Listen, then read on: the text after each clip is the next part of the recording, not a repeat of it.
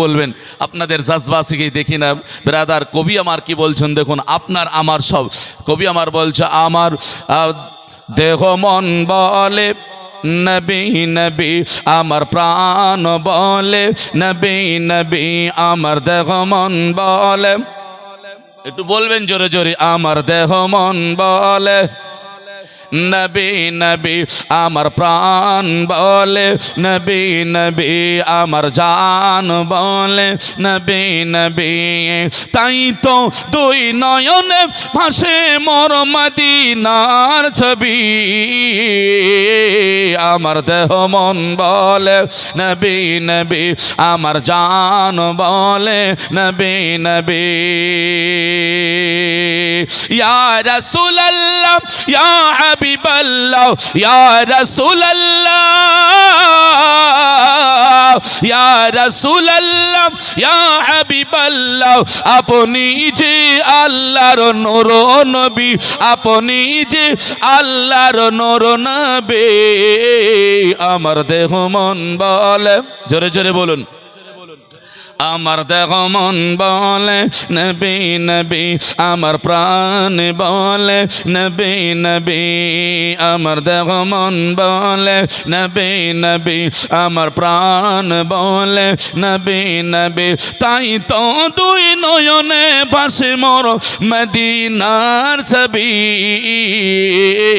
আমার দেহ মন বলে নবী নবী, আমার প্রাণ বলে নবী নবী। ইয়া রাসূলুল্লাহ ইয়া হাবিবাল্লাহ ইয়া রাসূলুল্লাহ ইয়া হাবিবাল্লাহ, আপনি যে সাইয়্যিদুল আম্বিয়া নবী, আপনি যে সাইয়্যিদুল আম্বিয়া, স্বয়ং করে পাঠাইলেন ওগো কিবরিয়া, ওগো শোনাইতে মোদের কোরআনের বাণী, ওগো শোনাইতে মোদের কোরআনের বাণী, আমার দেহ মন বলে নবী নবী, আমার জান বলে নবী নবী, আমার প্রাণ বলে নবী নবী।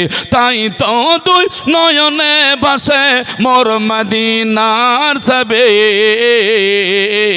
আমার দেহ মন বলে নবী নবী, আমার প্রাণ বলে নবী নবী, আমার জান বলে নবী নবী। ইয়া রাসূলুল্লাহ ইয়া হাবিবাল্লাহ ইয়া রাসূলুল্লাহ, জোরে বলি, আর একটু জোরে বলা যাবে না? আপনাদের জন্য খাবারের ব্যবস্থা নাই বুঝি? আছে না? খেয়ে নিয়েছেন নাকি?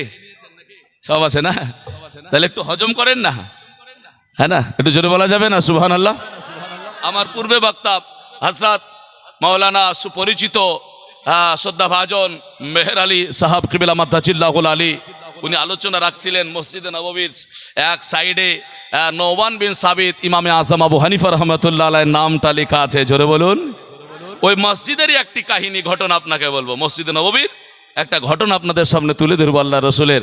আজকে মসজিদের উন্নতির স্বার্থে জলসা মুসলমান, শুধু একটা কথা আপনাদেরকে বলে যাব, ওইখানে কি হয় ইনশাআল্লাহুল আজিজ, কি আমরা করি ওখানে হয় কিনা সে আলোচনাটা ইনশাআল্লাহ বাস্তব জীবনের কিছু বলবো এবং হাদিস ও কোরআনের আলোকে আপনাকে তুলে ধরবো।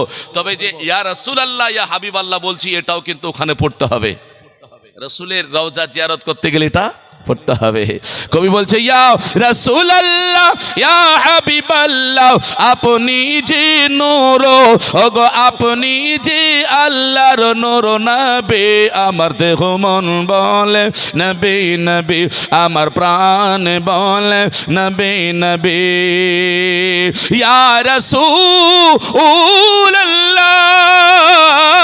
ইয়া রাসূলুল্লাহ ইয়া হাবিবাল্লাহ, আপনি যে রহমাতাল লিল আলামিন নবী, আপনি যে রহমাতাল লিল আলামিন, ওগো নবী আপনি উম্মতের জামিন, ওগো নবী আপনি উম্মতের জামিন। আরে এ ধরাইলে এন আপনি নবী গো, এ ধরা আইলেন আপনি নবী গো, দেখাইতে মোদের কোরআনের বাণী গো। আপনি এ ধরাই এলেন মোদের গো, দেখাইতে কোরআনের বাণী। আমার দেহ মন বলে নবী নবী, আমার প্রাণ বলে নবী নবী, তাই তো দুই নয়নে বাসে মোর মদিনার ছবি। আমার দেহ মন বলে নবী নবী, আমার প্রাণ বলে নবী নবী। আল্লাহুম্মা সাল্লি আলা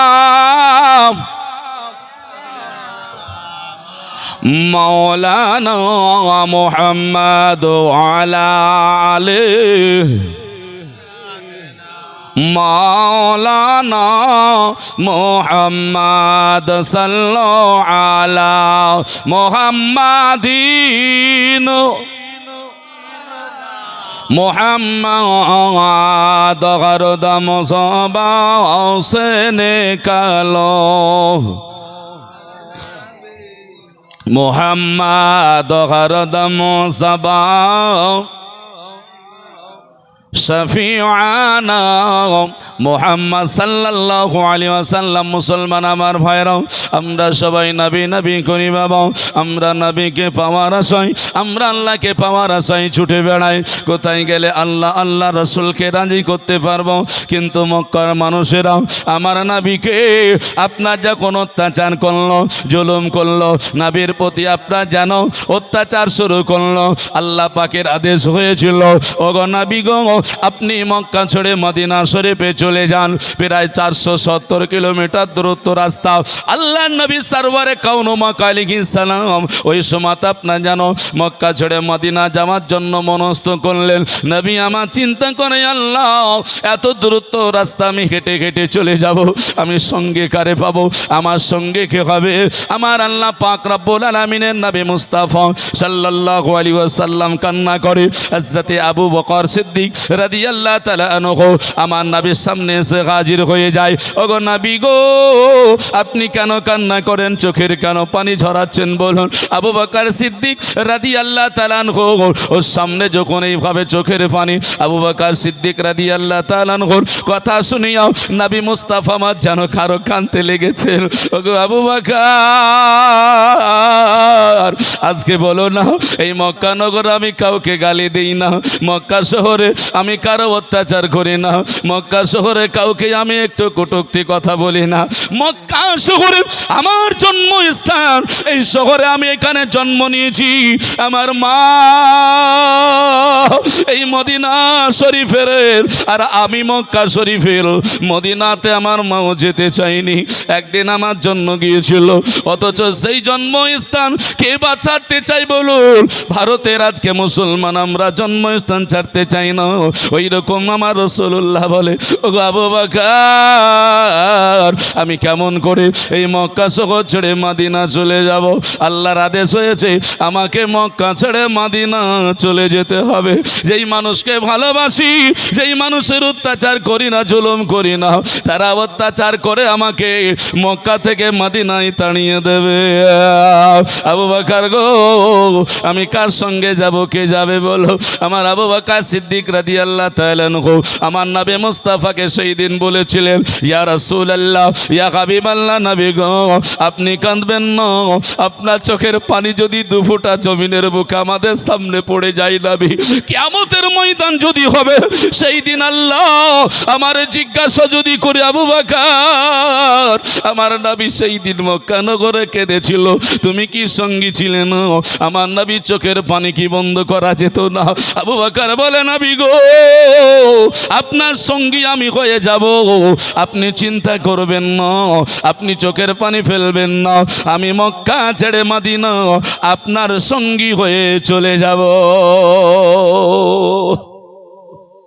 হায়রে নবীর প্রেমিক আশিক দেওয়ানা, আমি মসজিদে নববীর ঘটনে বলার জন্য যাচ্ছি বাবা। এবার আমার রাসূলে পাক সাল্লাল্লাহু আলাইহি ওয়াসাল্লাম বলছেন আবু বকর, তাই নাকি? বলে ঠিক আছে আবু বকর গো, তাহলে আমি তোমারে ডাক দেব, তুমি আমার সঙ্গী হয়ে চলে যেও। বলে ঠিক আছে হুজুর, আপনি যেই দিন আমারে ডাকবেন আবু বকর, তোমাকে মক্কা ছেড়ে মদিনা আমার সঙ্গী হতে হবে, আমি সেই দিনই আপনার সঙ্গে চলে যাব। আবু বকর কথা দিও বাড়ি চলে গেলেন। এইদিকে আমার রাসূলে পাক সাল্লাল্লাহু আলাইহি ওয়াসাল্লাম একদিন দুই দিন করে আপনার যেন কাটাতে আরম্ভ করলেন। 6 মাস পর হয়ে যায়। আমার আবু বকর সিদ্দিক রাদিয়াল্লাহু তাআলা আনহু উনি আপনার জওয়ানো শুনেছেন দেওয়ালে টেক লাগায়া দাঁড়ায়া ছিলেন। তে করে নবীকে আমার এই মক্কা ছেড়ে মদিনা যাওয়ার পথে আবু বকর বলে একবার ব্যতীত দুইবার যেন ডাকতে না হয়। আইরে জানের সাথী আবু বকর সেই দিনের জন্য বলেছিলেন আল্লাহ আল্লাহ সুবহানাল্লাহ।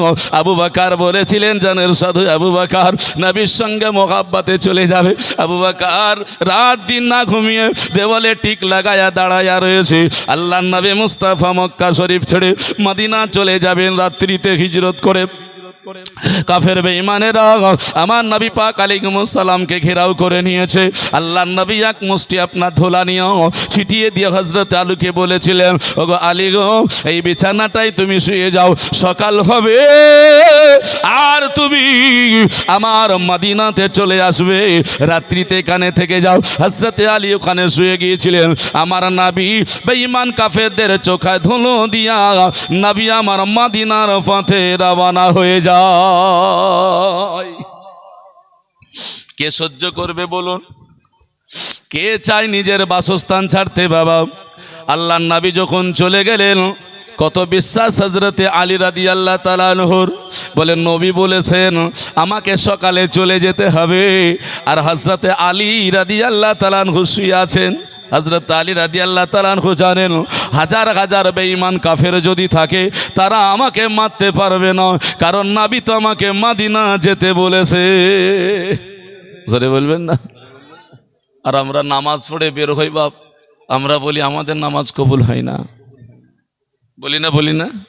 কখনো বলবেন না, কারণ আল্লাহ পাক নারাজ হয়ে যায় এই কথাতে। বলে নামাজ পড়ুন, বিশ্বাস করুন যে আল্লাহ আপনার নামাজ কবুল করছে। যদি বিশ্বাস না থাকে নামাজ কবুল হবে না বাপ।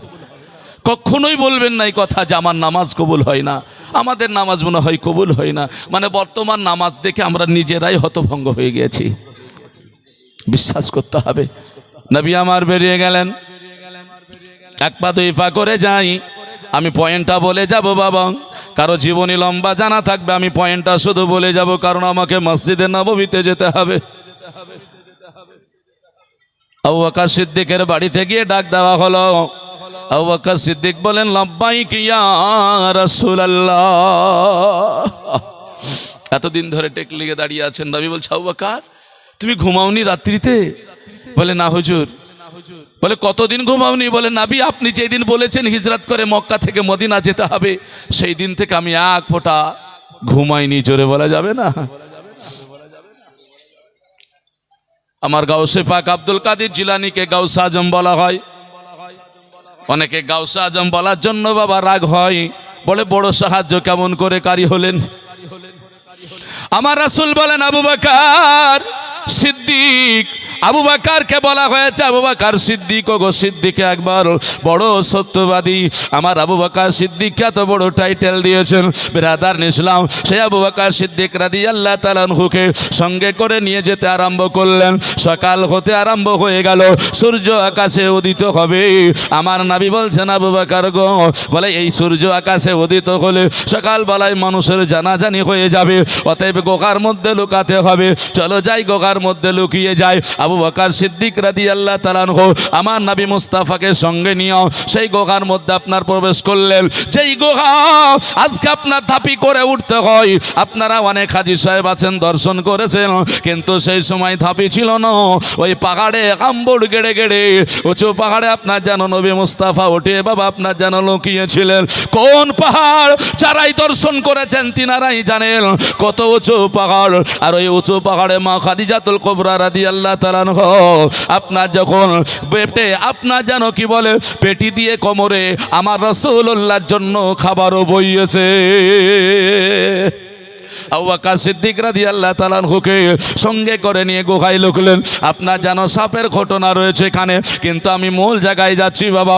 আবু বকর সিদ্দিককে বললেন, আবু বকর ওগো শোনো শোনো, আজকে তোমার চেহারা কেন এরকম, মানে সাপে দংশন করেছে। কতদিন মুসা কালিমুল্লাহ আলাইহিস সালামের আমলের সাপ এইভাবে দংশন করেছে, চেহারা পরিবর্তন, চোখের পানি গরম, নবীর আপনার গাল মোবারকে পড়ে যায়। বললেন সাপে দংশন করেছে গো নবী, তাই নাকি বলে খাও। নবীর থুতু মোবারকে আবু বকর সিদ্দিকের সাপ বিষ পানি হয়ে গেল। সে আবু বকরকে সঙ্গে নিয়ে মদিনায় প্রবেশ করে যাবে, এমনও সময় নবী আমার ঘোড়ার পিষ্টে রয়েছে, পিছন থেকে আপনার যেন তাওড় ধরলো, পিছন থেকে আপনার যেন মারবে। আল্লাহর নবী আমার দেখতেছেন একজন মুনাফিক বেঈমান মানুষ আমার নবীকে মারার জন্য বাবা ছুটে ছুটে ছুটে ছুটে চলে আসে। আমার নবী বলছেন, আবু বকর একবার তাকায়া দেখো, ওই পিছনে আমাকে মারার জন্য ওই দেখো তলোয়ার নিয়ে আসতেছে, তাই নাকি বলে হ্যাঁ। ওগো নবী গো চলুন না কেন আমরা পালিয়ে যাই। আল্লাহর নবী মুস্তাফা বলছেন, বলে না না না, ওই মানুষটার মনের স্বাদ মিটাতে দাও, আমার কাছে আসতে দাও। আবু বকর সিদ্দিক রাদিয়াল্লাহু তাআলা আনহুকে বলছেন, বলে আবু বকর চিন্তা করো না। ওই ব্যক্তি কাছে আসলো, আমার নবী মুস্তাফা বলছে, বলো কি ব্যাপার, আমার পিছনে এত ছোটাছুটি করে আসছো কেন? ওগো নবী গো আপনাকে মারার জন্য আজকে তাড়াতাড়ি করে আসতে আরম্ভ করেছে। আল্লাহর নবী বলছেন, বলে শোনো, আমাকে যদি তোমার মেরে যদি জীবনে শান্তি পাবো মনে করো, তোমার তলোয়ার চালিয়ে নাও। আল্লাহ আল্লাহ সুবহানাল্লাহ। তেমন ওই ব্যক্তি তলোয়ার তুলে আমার নবীকে মারতে যাবে, ওই তলোয়ারটা মারা তো দূরের কথা, তত্তর করে হাত কাঁপতে কাঁপতে জমিনের বুকে তলোয়ারটা আপনার যেন পড়ে যায়। নবী মুস্তাফা ওই তলোয়ার তুলে আবার দেয়, বলে ও আল্লাহর বান্দা, তোমার মনের সাদটা তুমি মিটিয়ে নাও, মক্কা থেকে তাড়িয়ে দিয়ে শান্তি আসে না, এই নাও না কেন। তলোয়ারটা বাবা যেমন দিয়েছে আবার নাই, আবার মারবে, আবার যেন পড়ে যায়। তৃতীয়বার দেখা হলো, ওই ব্যক্তি নবীকে বলে, ইয়া রাসূলুল্লাহ ইয়া হাবিবাল্লাহ ফিদাকা উম্মি ওয়া আবি, আপনার পদতলে পিতা মাতা কুরবান হোক। ওগো নবী গো না না না না না না না, আপনাকে আর মারবো না, আপনার কালমা পড়ে আমাকে মুসলমান বানিয়ে আনিন। মুসলমান এই করে করে আল্লাহর নবী যখন মক্কা ছেড়ে মদিনায় প্রবেশ করেছিলেন, মদিনার মানুষেরা মারহাবা বলে আমার নবীকে আপনার যেন বরণ করে নিয়েছিল, নবীকে আপনার আপন করে নিয়েছিল। আইয়ুব আনসারীর বাড়িতে আপনার যেন গিয়েছিল। দুটো মাসালা আপনাদেরকে এবার বলে দিই তাহলে। এক, আনসার সাহায্যকারী, ওই যে আব্দুল কাদের জিলানির উদাহরণটা দিচ্ছি বাবা, কেউ যদি থাকেন একটু উত্তরটা দেবেন। গাউসে আজম গাউসে পাক বলাতে রাগ করে না? করে না? বলছে বড় পীর বা গাউসে আজম কি করে হলো? বড় সাহায্যকারী কি করে হলো? বড় সাহায্যকারী কে? বলছে আল্লাহ। বলে না? বলে না? আচ্ছা বলেন তো সত্যবাদী সবচাইতে কে? সবচাইতে সত্যবাদী কে? আল্লাহ নাকি বলছেন? তো রাসূল সাল্লাল্লাহু আলাইহি সাল্লাম বলছেন সিদ্দিক আকবর ও বড় সত্যবাদী। তো নবী মুস্তাফা আল্লাহকে না বলে আবু বকরকে কেন বললেন? তাহলে গাউসে আজম যদি বড় সাহায্যকারী বলাতে যদি শিরক হয়ে যায়, তাহলে নবী মুস্তাফা সিদ্দিক আকবর বড় সত্যবাদী বলেছেন, এখানে শিরক হবে না? এখানে তো শিরক হয়ে যেত, হবে না। মুসলমান আমাদের বুঝতে কিছু ভুল আছে। আর একটু ধানে গিয়ে গিয়ে বলি আপনাকে কোরআনের আয়াতটা দিয়ে। বলে কি, আপনার বাড়ির দরজাতে লেখা থাকে আব্দুর রহিম মঞ্জিল, আব্দুল করিম মঞ্জিল, লেখা থাকে না? থাকে না? মসজিদের গেটে লেখা থাকে কি? লেখা থাকে বেলালি মসজিদ, লেখা থাকে না? থাকে না? আচ্ছা বলেন মসজিদটা কার? আল্লাহর। আল্লাহ কোরআন পাকের মধ্যে বলেছেন লিল্লাহি মা ফিস সামাওয়াতি ওয়া মা ফিল আরদ। আল্লাহ বলছে আসমান আর জমিনের মধ্যবর্তী যা আছে সব আমার জন্য, লিল্লাহ। আল্লাহ বলছেন আমার জন্য। আচ্ছা আপনার বাড়িতে আপনি নাম কি করে রাখলেন? আপনার কি করে বললেন? আল্লাহরটাকে, তাহলে শিরক হতো না? ওই বাড়িটাও তো আল্লাহর, তাহলে আপনি বললেন কেন? তাহলে শিরক হতো।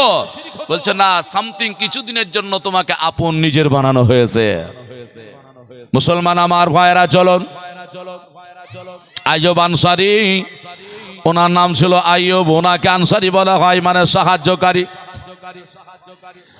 আইয়ুব আনসারীর বাড়িতে বসলেন, কারণ সবাই চাইলে তো হবে না। বলে উটনি যার বাড়িতে বসবে, আইয়ুব আনসারীর বাড়িতে উটনি গিয়ে বসলো। নবী আমার সেখানে আরাম করলেন, এক দুই করে করে কয়েক মাস থাকলেন। বাবা সবচাইতে বড় দিক এবার আসল জায়গায় চলে এসেছি। আল্লাহর নবী আমার সাহাবীদের বললেন, ও আমার সাহাবীরা গো, বলে শোনো, আমি মক্কা ছেড়ে মদিনায় চলে এসেছি, আমার সঙ্গে হয়ে তোমরা কয়েকজন আছো।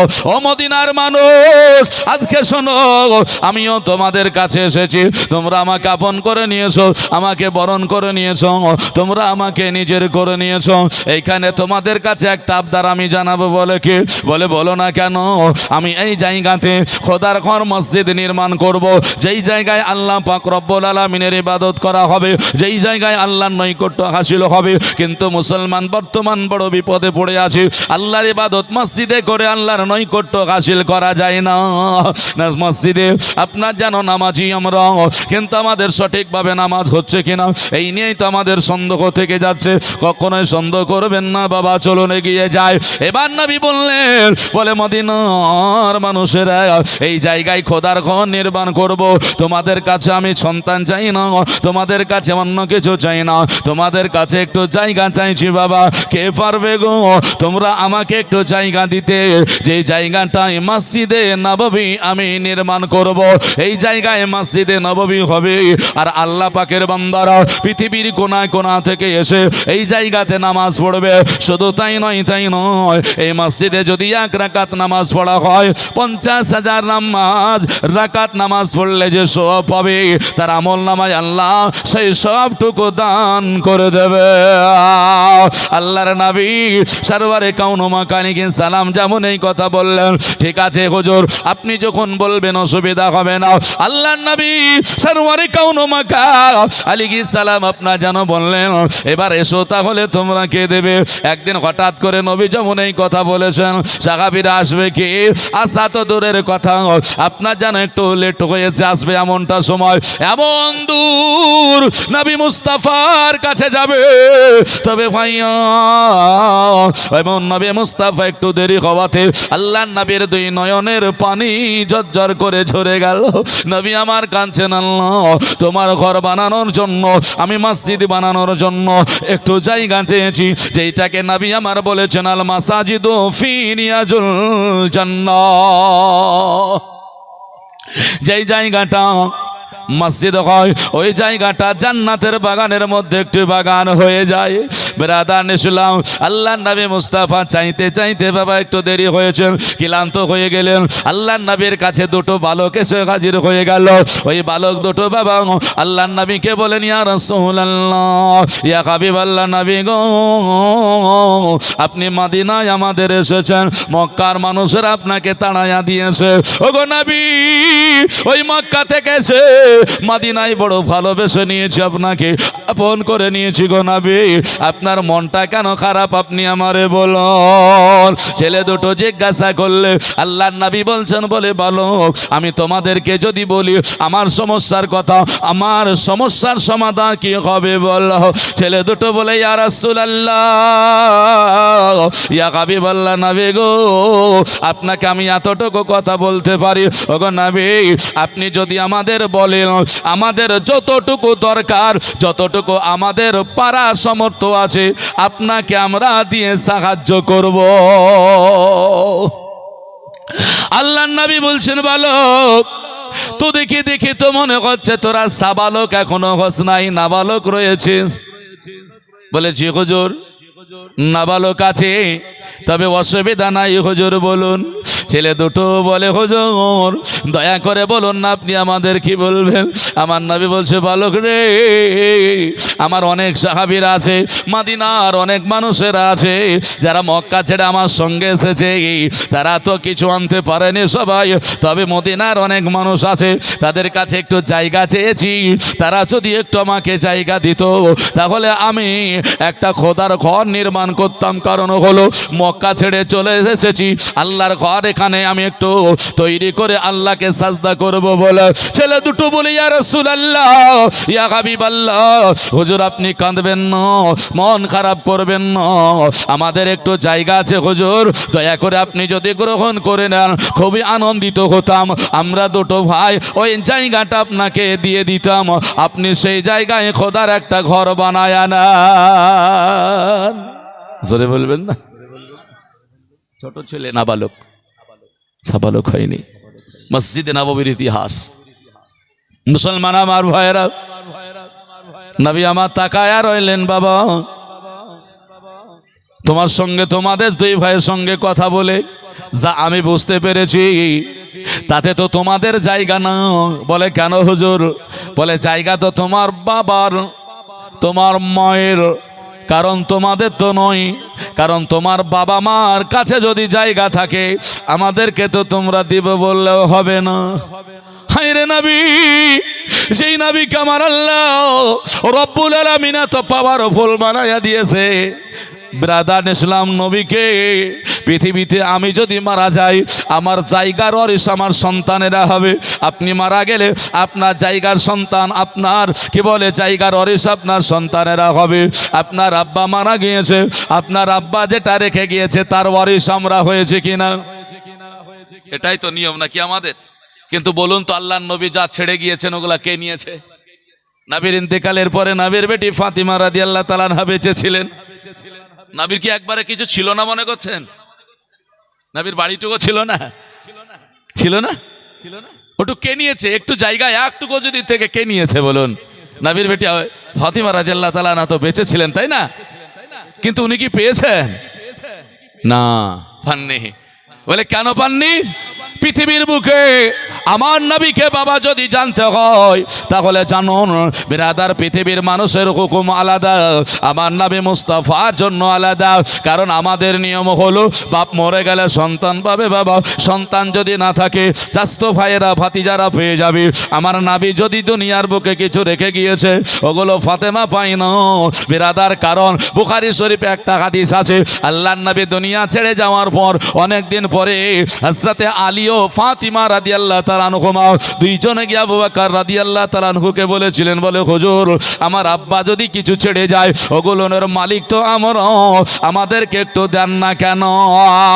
নবী মুস্তাফার সাহাবী আবু বকর বলেছিলেন, ওগো শোনো শোনো, তোমরা কি হাদিস একটা স্মরণে তোমাদের নেই? বলে কি বলুন না কেন?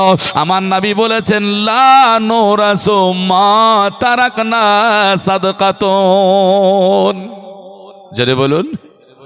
নবী বলছেন লা নুরাসু মা তারাকনা সাদকাতুন। বলে শোনো, নবী আমার বলেছেন, বলে নবীর মাল যেগুলো রেখে গিয়েছেন নবীর ওয়ারিস নয়, সব নবীর উম্মতেরা ওয়ারিস। জোরে বলা যাবে না? ফাতিমা রাদিয়াল্লাহু তাআলা আনহা ওয়ারিস নন, উম্মতেরা ওয়ারিস হয়ে যাচ্ছেন। আর আপনি মরে গেলে আপনার জায়গায় একটুকু কেউ দেবে না, আপনার সন্তান পেয়ে যাবে নাকি?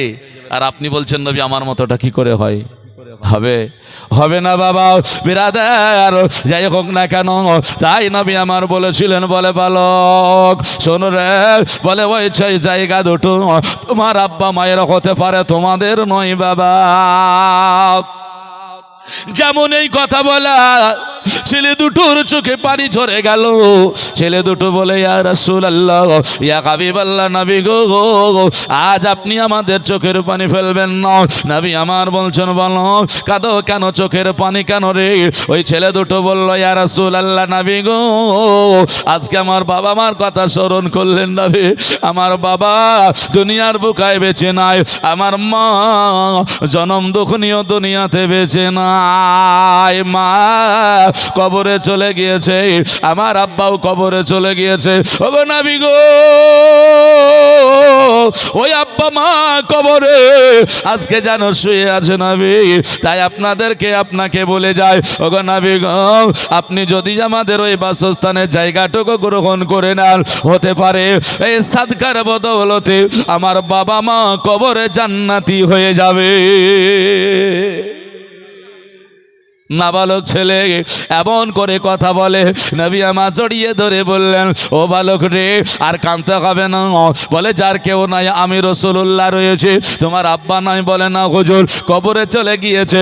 আল্লাহর নবীর হাদিস রয়েছে, আল জান্নাতু তাহতা আকদামি উম্মাহাতুকুম। নবী আমার বলেছেন, বলে, সন্তানের মায়ের কদম তলে তোমার হলো জান্নাত। কোন মা আর কদমে যদি সন্তান একবারও চুমা দিয়ে দেয়, একবারও যদি কদম বসি করে নেয়, তাহলে সেই ব্যক্তি তার মায়ের কদম তলে চুমা দেওয়ার কারণে জান্নাতের চৌকাঠে চুমা দেওয়া হয়ে গেল। যার মা পৃথিবীর বুকে বেঁচে নাই চিরতরের মতো, কবরে চলে গিয়েছে দুনিয়া ছেড়ে, ওই মানুষটা, ওই ভাইটা, ওই বাপজি আপনাদেরকে বলে যায়, শুনুন, বলে আজকে আপনি চলে যান আপনার মায়ের কাছে, মা জননীর কবরের কাছে, কবরের পায়ের দিকে চলে যান। মার যখন আপনি জিয়ারত সমাপ্ত হয়ে যাবে বাবা, ওই সময় মায়ের পায়ের দিককার মাটিটাতে ডান হাতটা লাগায়া দিও, ওই ডান হাত আপনি চুমা দিয়ে নেন, আপনার মায়ের কদম তলে আপনার চুমা দেওয়া হবে। জোরে বলা যাবে না? মানায় রাসূলকে বলছে, হুজুর নেন। আল্লাহর নবী বলছেন, বালক রে, ওই জায়গাটা কতটুকু? হুজুর, আমাদের একটু বাসস্থান। একটু আর একটু জোরে বলবেন না? বাসস্থান মানে বুঝতে পারছেন, যে জায়গাটায় বাস করেন, ঘর আছে ওনাদের। মুসলমান, আল্লাহ রাসূল সাল্লাল্লাহু আলাইহি সাল্লাম বলছে, বালক দিস না। বলে, কেন হুজুর? বলে, তোরা থাকবে কোথায় বল? তোরাই থাকবে কোথায় রে? ছেলে দুটো বলে, ইয়া রাসূলুল্লাহ, ইয়া হাবিবাল্লাহ, নবী গো, কি মন ছেলে দুটোর দেখুন। ছেলে দুটো বলে, নবী, বলে, শুনুন, আল্লাহ পাক এত বড় পৃথিবী দিয়েছে, এত বড় জমিন দিয়েছে, ওগো নবী গো, আপনি যদি গ্রহণ করে নেন, কোথাও একটা তাম্বু গড়ে দেব, রাতের অন্ধকারে আমরা দুটো ভাই গলা জড়িয়ে ধরে রাত কাটায়া দেব, আর যদি সকাল হয়ে যাবে, আপনার দরবারে এসে হাদিস ও কোরআন শুনে আমরা দিনটাকে ফুরায়া দেব। ছেলে দুটো বলছেন, বলে, রাত্রি যখন হবে, ওই তাঁবুতে গিয়ে আমরা আল্লাহর ইবাদত করব এবং আরাম করব, আর দিন যখন হবে আপনার দরবারে হাদিস ও কোরআনের আলোচনা শুনে আমরা দিনটাকে কাটাইয়া দেব। জোরে বলা যাবে না? আর আমরা 2 ঘন্টা 1 ঘন্টা আল্লাহ আল্লাহ রাসূলের দিনের আলোচনা শুনতে পারি না, বলেন? আর ছেলে দুটো বলছেন, জীবনটাই ভাবে কাটাইয়া দেব। হাইরে মসজিদে নববী এত পাওয়ারফুল হলো, এত আল্লাহ পাক রব্বুল আলামিন পাওয়ার দিয়েছে। ওই নবী পাক আলাইহিস সালাম ছেলে দুটোকে জড়িয়ে ধরে ধরে বলেছিলেন, ও বালক, আর কাঁদবে না। ছেলে দুটো বলে, ইয়া রাসূলুল্লাহ, এই সুযোগটুকু আমাদের হাতছাড়া হতে দেবেন না, এই সুযোগটুকু হাতছাড়া হতে দেবেন না। বলে, কেন? বলে, নবী গো, আপনি না বলেছেন, সাদকাত